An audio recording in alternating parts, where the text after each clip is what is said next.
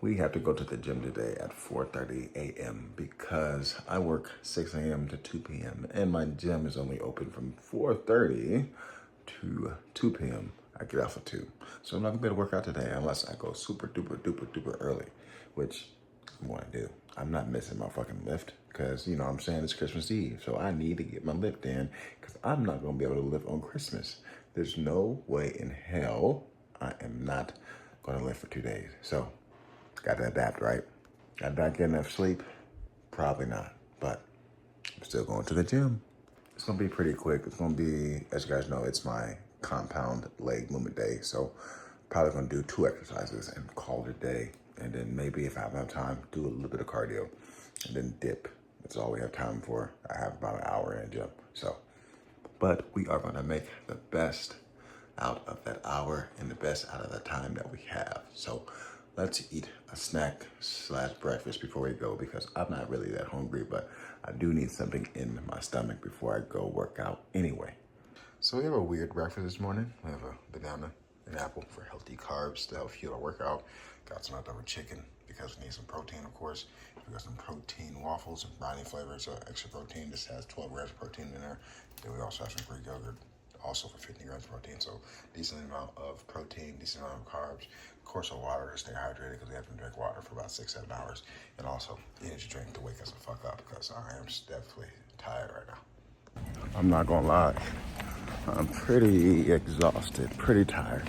Hopefully don't fall asleep on the motherfucking Stairmaster. And hopefully don't fall asleep at work.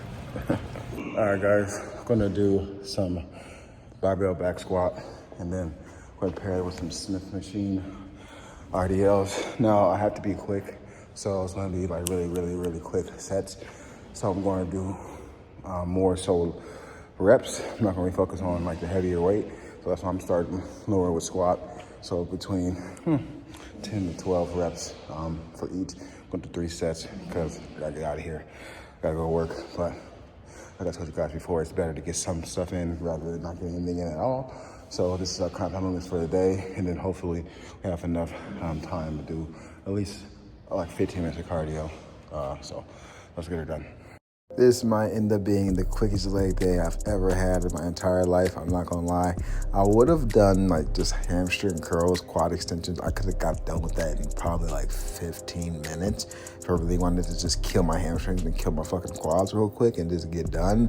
But at the same time, I didn't want to do that. I wanted to do compound movements because I wanted to target, of course, my hamstrings, my glutes, my quads, and my calves a little bit and my adductors and shit, you know what I'm saying? And also too, since I know I'm going to be in the gym for a very limited amount of time, in a short amount of time, I wanted to do the compound movements too, because if I'm pairing 2 compound movements together like I'm doing with squat, like I'm doing with, RDLs, even though it's a Smith machine, I know that I'm going to be using a lot of energy because of the muscle groups that I'm using, the large muscle groups that I'm using, the compound movements that I'm doing.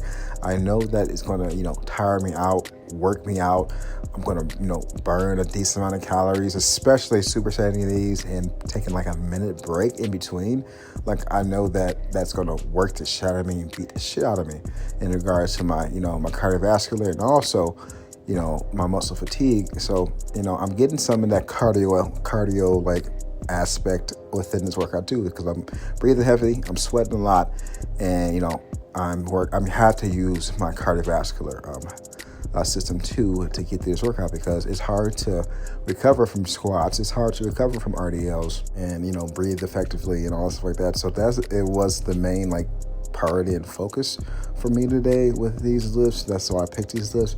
It's just because of the extra boost of the cardio aspect too, because I know I'm not gonna have a lot of time to do cardio. So kind of killing 2 birds with 1 stone. Of course, you burn more calories just while doing cardio, but you do burn a decent amount of calories on your leg days. You burn more calories on your leg days than your upper body, like back or chest days, just because those muscles are so big, and it's just harder to just do. Like you got a lot of spinal loading with back squat, spinal loading that wears you down systemically, and then also too with RDLs, you got your hinge movement, so it's working out with your spine in the back, so it's kind of working a little bit, and then it just challenges, of course, your hamstrings, your glutes, a little bit of your calves, and all stuff like that too. So just I think it's a smart idea when you go in the gym, if you have a limited amount of time, don't focus on the isolation exercises, focus on the compound movements just so you can work my muscles at once, especially because I have basically 30 minutes to lift and 40 minutes to do cardio, 10, 15 minutes to do cardio.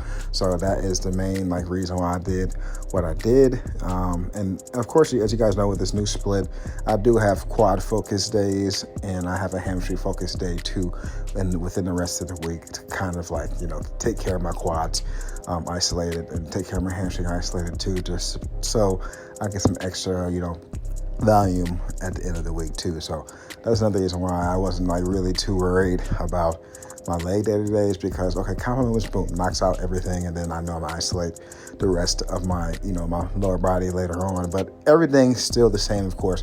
I'm still trying to have better, great form, trying to get as deep as possible, trying to challenge myself, trying to get as many reps as possible safely, and not trying to go completely to failure, because I don't want to be able to hurt myself or get stuck or nothing like that. But same mechanics, challenging ourselves, and this shit was a fucking bitch, I'm not gonna lie. Taking short breaks in between was fucking challenging. It was not easy. It was pretty hard, and it just, squats aren't an easy fucking lift. They are fucking challenging.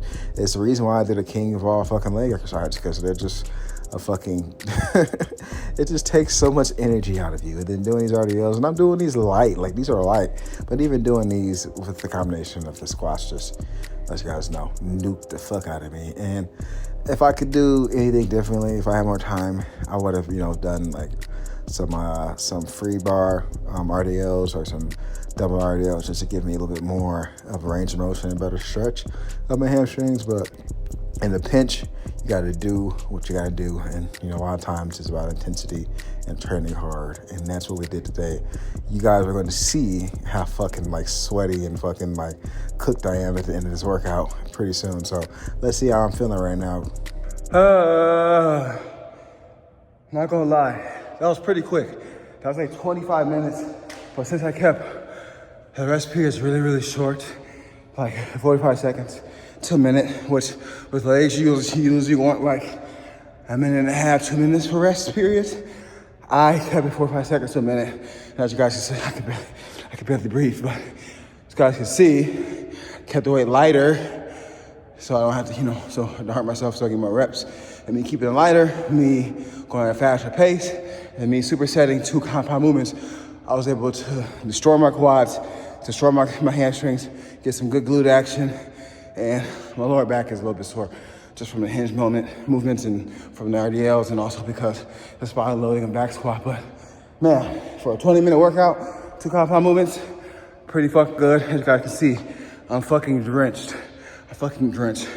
Go get on the stair stepper for 10 to 12 minutes, because that's all we got.